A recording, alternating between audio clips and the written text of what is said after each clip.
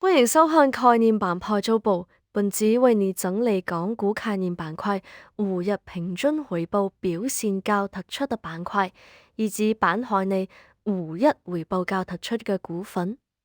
數據大約更新於4月25日9:08，僅供參考，唔構成任何投資建議。跟住睇第一個概念板塊，芯片股板塊大約有12隻相關股份。5日平均回報大約係上升約10.61%。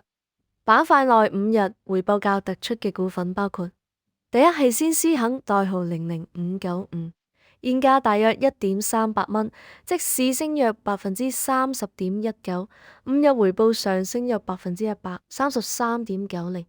第二係 ASMPT，代號00522。現價大約165.2蚊，即市升約6.93%，5日回報上升約19.60%。第三係華虹半導體，代號01347，現價大約108.1蚊，即市升約15.18%，5日回報上升約19.40%。再睇芯片股嘅重點分析。近期消息重點包括華虹半導體與中芯國際於亞洲時段直線拉升，帶動港股芯片股整體走強。美伊和談有望重啟及美國司法部終止對鮑威爾刑事調查，推升全球科技股風險偏好。板塊動力主要來自地緣政治緩和提振全球科技股估值，國產 AI 芯片應用進展加速，催化市場對自主可控賽道的資金回流。短期走勢方面，若霍爾木茲海峽通航恢復持續且納指維持新高，短期或延續強勢。風險方面要留意個股漲幅極度分化，先施行單周漲逾133%，反映資金博弈性強，具高度投機風險，選啲人殺。防險方面要留意個股漲幅極度分化，先施行單周漲逾133%，反映資金博弈性強，具高度投機風險。若出現以下情況，原先判斷可能失效。若食住30日前美伊實質談判破裂或納斯達克指數連續2日跌幅超2%，當前強勢看法失效，整體觀察週期係未來1至2週，信心等級中。走勢評級偏強。跟住睇第二個概念板塊，化妝品板塊大約有2隻相關股份，5日平均回報大約係上升約10%。月11日板塊內5日回報較突出嘅股份包括：第一係卓越控股，代號00653，5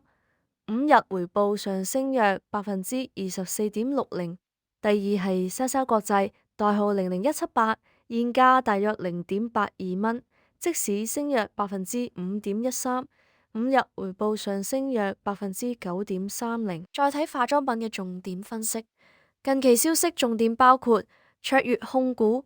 於2026年4月22日公佈與內地跨境電商平台達成新分銷協議，涵蓋12款自有品牌護膚產品。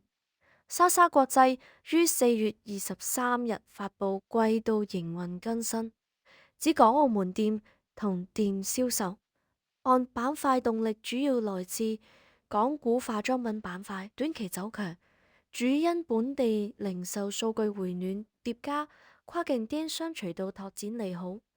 卓越控股個股異動亦受市場對其債務重組進展預期升溫影響。短期走勢方面，若4月底至5月初，港澳零售數據持續向好，且人民幣匯率維持穩定，板塊或延續偏強震盪。風險若出現以下情況，原先判斷可能失效。若5月5日前公佈的香港4月零售銷售總額同比增速低於市場預期2.5%，則現有上行邏輯，可能弱化。整體觀察週期係未來1至2週，信心等級中，走勢評級偏強。跟住睇第三個概念板塊，腦機接口概念板塊大約有6隻相關股份5日平均回報大約係上升約5.16%。板塊內5日回報較突出嘅股份，包括第一係聯想集團，代號00992，現價大約12蚊，即市升約3.09%，5日回報上升約6.20%。第二係新偉醫療減 B， 代號06609，現價大約56.2蚊，即市跌約2.60%，5日回報下跌約0.10%。第三係腦動科技，代號02203，5日回報下跌約2.20%。再睇腦機接口概念嘅重點分析，近期消息重點包括2026年4月10日，中國市場監管總局正式批准發布腦機接口領域國家標準，標誌技術規範化進程提速。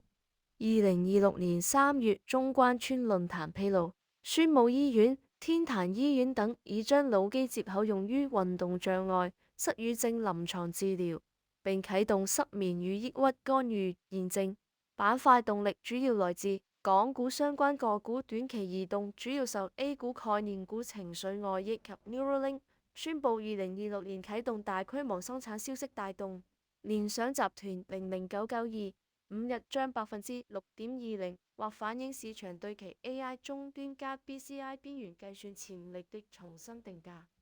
短期走勢方面，若缺乏港股個股具體業務進展公告或醫藥監管實質性審批突破，短期走勢可能隨 A 股情緒波動而回。觀念風險方面要留意，多數港股標的未披露腦機接口業務收入佔比、技術路徑或合規認證進度，存在概念泛化與業績脫鈎風險。若出現以下情況，原先判斷可能失效。當任何一隻成分股如深偉醫療減 B 或腦動科技公佈或國家藥監局三類器械臨床試驗批准，或聯交所發出相關概念炒作風險提示時，本分析即失效。整體觀察週期係未來1至2週，身心等級中走勢評級中性。